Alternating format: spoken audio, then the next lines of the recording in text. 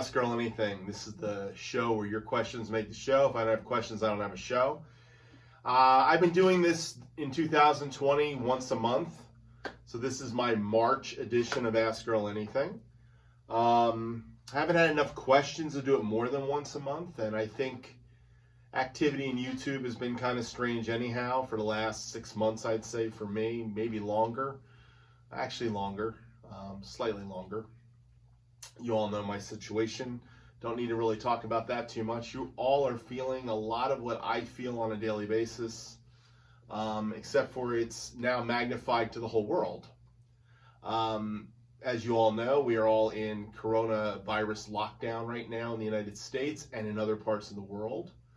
I've talked to people through YouTube in Germany today, Italy, Australia, Canada, and it seems to be a theme. Everybody is locked down for the coronavirus. This is the craziest thing I've ever seen in my whole life. We're actually tanking the world economy in one fell swoop. It's the craziest thing I've ever seen, all to stop a virus. And this virus is going to have its natural course in the world, and I don't know what else to say about it. And I applaud the measures being taken, but I don't really know when it's going to happen. And I think we all feel a lot of uncertainty and a lot of fear and a lot of pain right now. And that's what I relate to, because in a lot of ways in my life, I've been dealing with a lot of grief and fear and stress and anxiety over things that you can't really do anything about. And we're all sitting here now feeling like we can't really do anything about where we're at. So this special March coronavirus edition of Ask Earl Anything is kind of a strange place to be. And I want to shed a little bit of joy, peace, and happiness and hope. The one thing I will say to you is this is an opportunity for those of us that have studios at home to work on things. So I've been working on things this weekend. I've been knocking out some drum covers.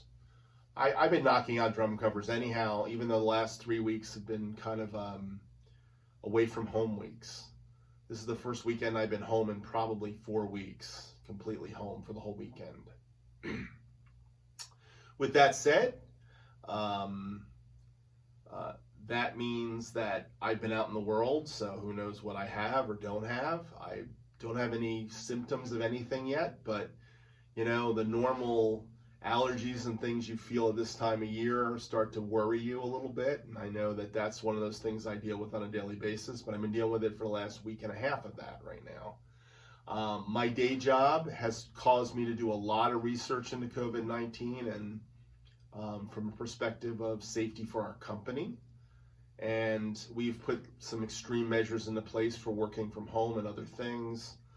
I'm sure more of us are going to be working from home. I'm blessed that I do work from home for the most part. So I'm set up to work from home, and that's not a problem. I'm not missing a beat working wise. But as the world starts to wind down and we start to feel more and more quarantine, more and more being told stay in your homes and shutting us off from the world and each other, there's a lot of loneliness that we're dealing with, a lot of extra stress of not having social contact because of all the social distancing measures. And these things are causing a lot of problems. So I hope in your world that you are able to take a moment and de-stress a little bit. I hope that YouTube is one of your little outlets, and watching my videos is a wonderful thing. I'm only kidding, watching your own videos, watching anybody's videos right now and seeing that life is happening. I was so happy this weekend to wake up this morning and see Beats by Jay doing one of his shows.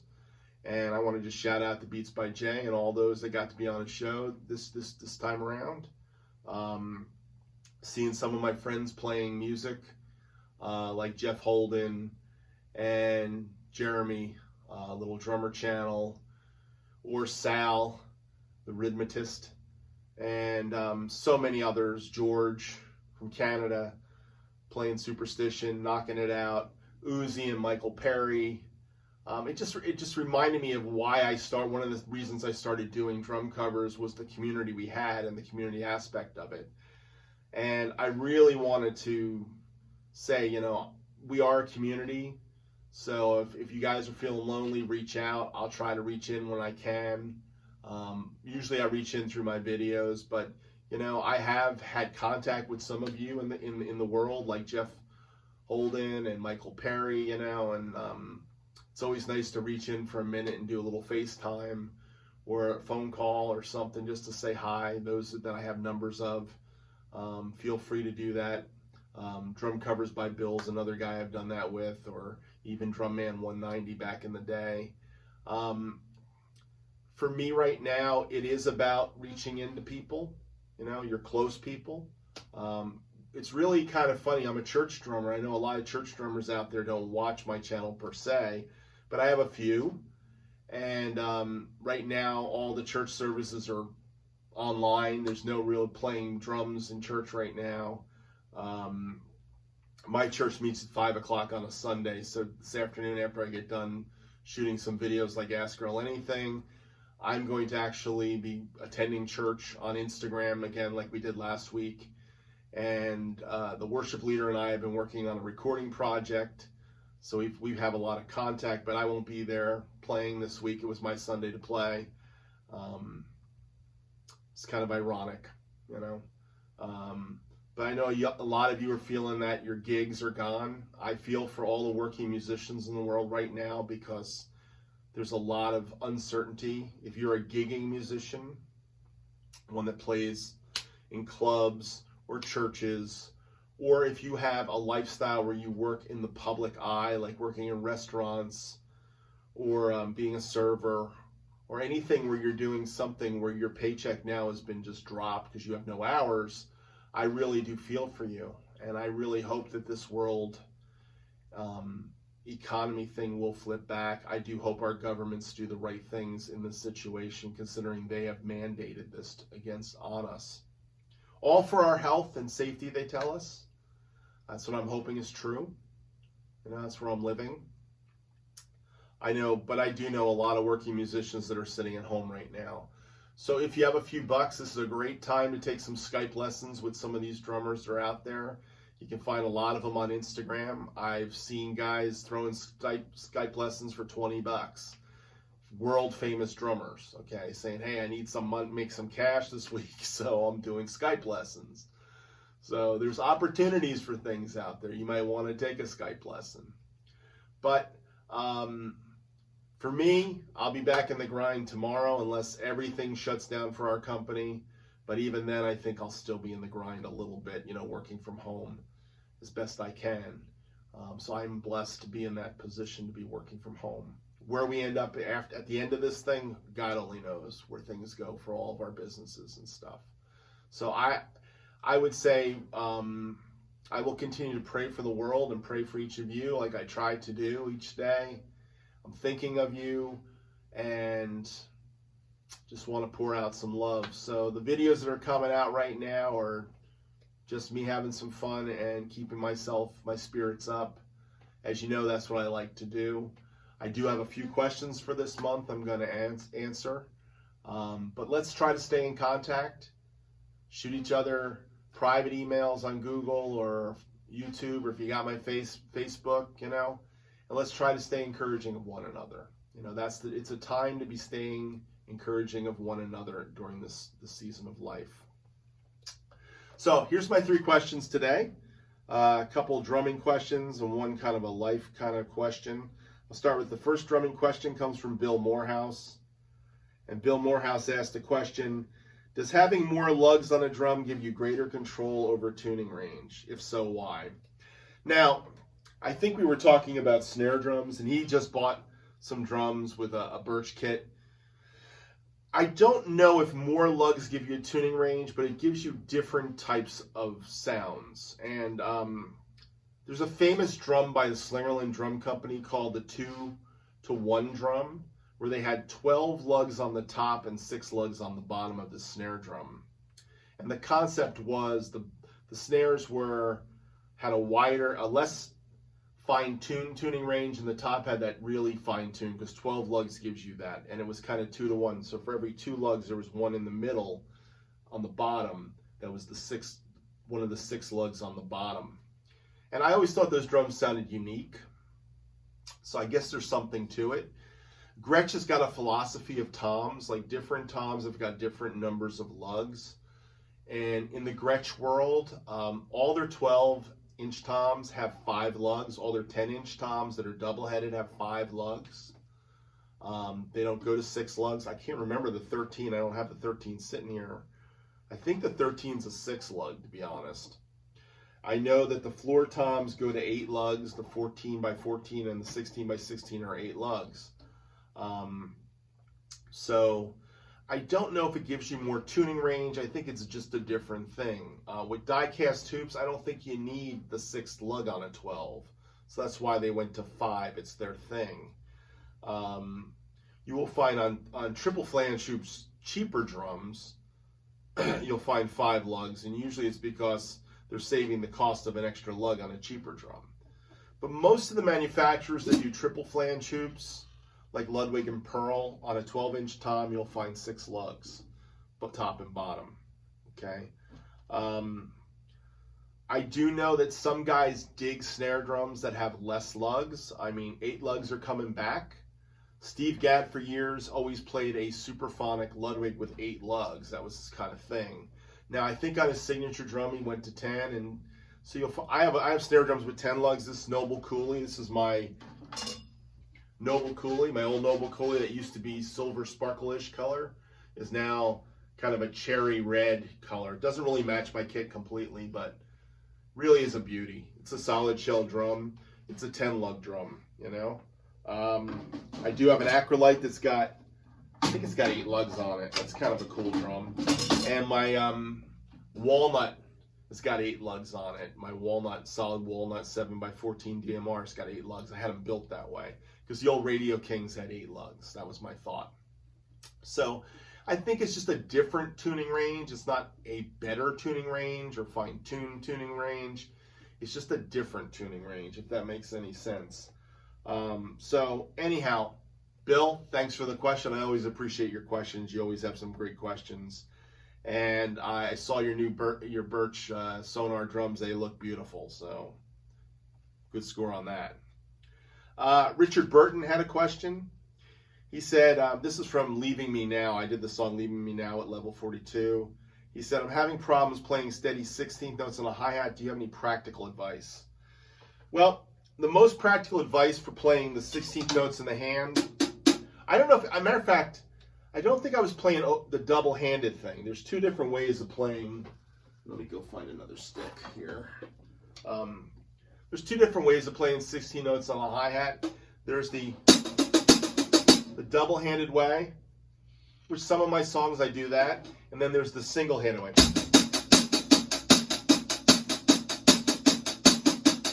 So.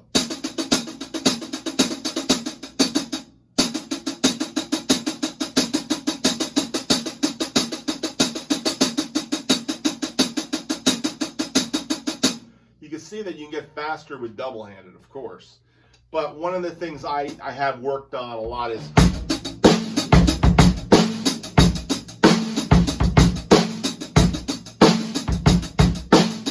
now, how did I work on that? I would say I learned to play that way playing to songs by Jeff Porcaro. That's probably the truth of the matter. I wasn't one guy to sit with a metronome, and back in my days when you played with a metronome, I used to lose the metronome because it wasn't in your head. Today, I would say sit with a metronome and just start clicking it, you know. So let's see if I can do that today, impromptu. I do have a metronome app on this iPad, and I'll see if I can pull it up. But I would say you work with a metronome. Here's tempo. Let's see what we got going on. So you pick a tempo for the metronome. Come on, Mr. Tempo metronome is not coming up real quick.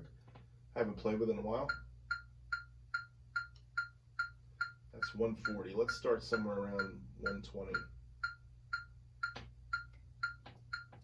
Find the loudness.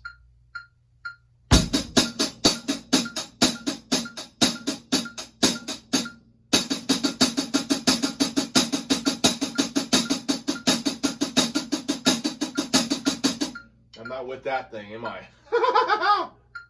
Can't hear it. That's my problem.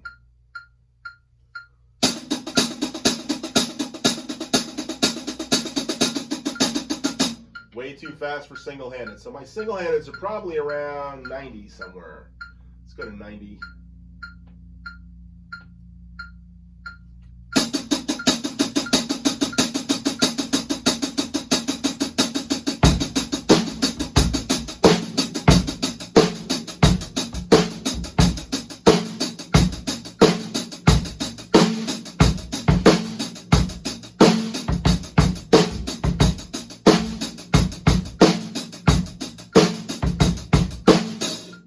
Start somewhere like 90, that's where I started at.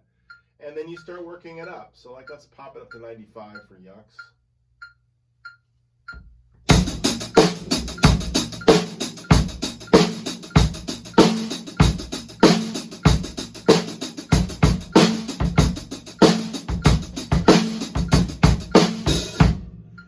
And just keep moving it up as you can. Find your top range.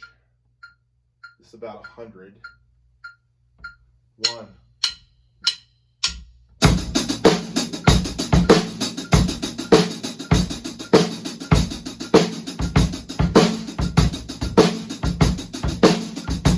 Now I will say this about practicing with a click and also practicing something like this. 100's about my top level for this.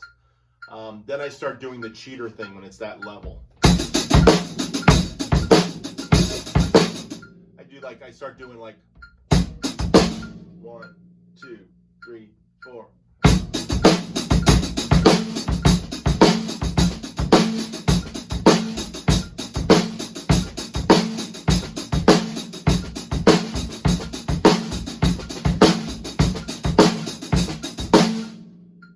Definitely the metronome could be louder, couldn't it?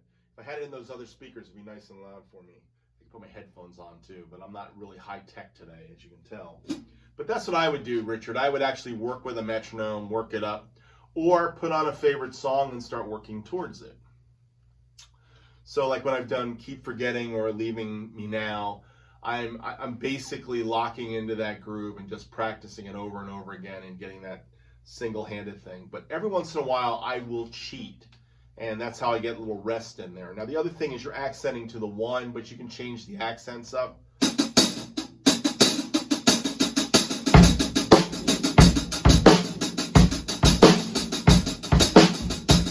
You can change the accents up.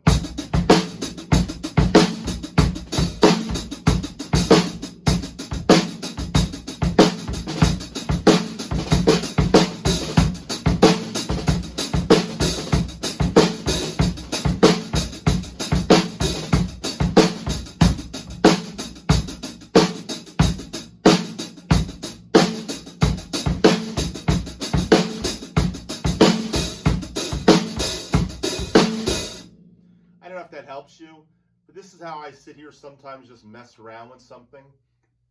Usually when I have to learn a song, I work on it until I get it and I have enough practice at a practice pad doing this that it works. That's what it comes down to. Now, I've been playing solidly for 45 years. Yeah, it's 45 years. It's solid. I started at 15. I actually started in 6th grade when I started playing drums, and I was 15 when I started playing drum kit. So I am now almost 60. So I will say solidly 45 years of playing drums. And I've never stopped playing drums. So I have some chops. Now I'm losing chops. That goes with old age. You start losing things you don't practice. I don't have time to sit there on a pad and practice. But when it comes to this kind of stuff, if I have to learn something for something, I can kick it into gear and find it. Matter of fact, that's how I do drum covers. I'll sit here and play the drum cover over and over again until I get what I want. And once I feel like I've hit the point where I've done it as best I can, I will stop. And sometimes I will go past the point and then I'll come back and find a take back a little bit and find my better take. I'll keep trying. When I hit the one where I hit it and I felt good, I'll go for more, a couple more. But eventually I get to the place I go, I'm done. So today I was doing the Steely Dan song, Ricky Don't Lose That Number. I did 7 takes of it, and I hit the 7th take, and I thought it was pretty good, but I thought a couple takes back were better, but I found the 7th take was the best. When I did that song Asia by Steely Dan, with the drum solos and stuff, I actually went about 5 takes past where my best was. My best was about take 10, 8 or 9 or 10, somewhere in there. I had some false starts, so full takes. I think it was probably the 8th full take. I nailed it. Didn't realize it. I just kept going. Let's keep trying. And I did another 7 takes on top of it with false starts and stuff. Found the right one. Depends on the drum cover. Same thing happened this morning. I was doing a Tears for Fears song, Sowing the Seeds of Love. I think I went back a couple takes. Yesterday it happened when I did Peg by Steely Dan. So I've been working on songs, as you all know, I've been working with extracts, stems too, and playing songs I want to play. And unless YouTube blocks me, I'm putting up, everything I'm playing is what I want to play these days. People do make suggestions. One of the things I'm looking forward to doing really soon is going back and setting up Studio B with the Concert Tom kit, so I can do some more Concert Tom stuff. Right now I've been doing a majority of my recording right here on this kit, but I'm just finishing up a recording project with a local band in town, and we tracked all the drums here, and we've been tracking in the studio. Other instruments like cello and violin and viola and stuff, and vocals and acoustic guitars, and I wanted to have space in case I needed to go in there, so I have a minimalistic kit in there right now. But I'm hoping right now, maybe this weekend even, I'll set up that kit. That's one of the things I want to do. But as far as practicing, Richard, that's what I would recommend. Metronome, sit here, work with a song, practice to the song, keep working at it till you get it. And keep working at it. That's all I can say. My last one comes from Stringer Official. I don't even know if he knew I was going to actually answer this on Ask Earl Anything. I did say I would. So Stringer Official asked, Earl, drums have the power to drive the soul of a crowd. What most deeply fuels your passion for it? This is a great question on a day like today. This came from the Leaving Me Now Level 42 cover. Matter of fact, here's what I answered to him on the YouTube. I said, I'll try and answer this on my Ask Earl Anything show in March. I just finished up February. Music speaks to my soul. Creating music is a gift from above. I'm blessed to have a wife that loves me, the musician artist in me, so that drives my passion, the pure love of drumming and music. But it's the great question I will answer on camera in one day in more detail. So, that being my passion, what deeply fuels my passion to play drums. I would say what deeply fuels my passion to play drums is the fact that I've never stopped playing, and that's the reason of my wife, Stephanie. Stephanie has been an inspiration in my life. We've been married 37 years now, 37 years of marriage, deeply in love. I'd be lost without her. All I can tell you is we've gone through a lot together, with our family and our kids and our grandkids. But one of the things that happened early on in my marriage was, at one point we weren't making enough money. So I thought, well, I'm just going to quit and go work at a gas station or something, and my wife said, no, go out and play gigs. You can't stop playing music because music's who you are. And she really fueled that passion by allowing me to have this space. This took years to get here, but I've been doing recording in a studio, having a studio in my house for 20 years now. So I've had a recording studio for 20 years. I started on ADATs and then moved to computers and all that stuff. Started in New Jersey. We built the studio to record her album too. That's the funny part of the story. She has since stopped singing live, but we have an album of her music out called Toward the Lamb. And it's kept me in the groove of playing music. And I've gotten the opportunity to meet a lot of my heroes. My wife used to write for Modern Drummer magazine, and that was part of her having the skill set of being a journalist and a writer. She's written 4 books, by the way. She's written a trilogy called Within the Walls about this type of end time kind of cataclysmic event happening in 2071.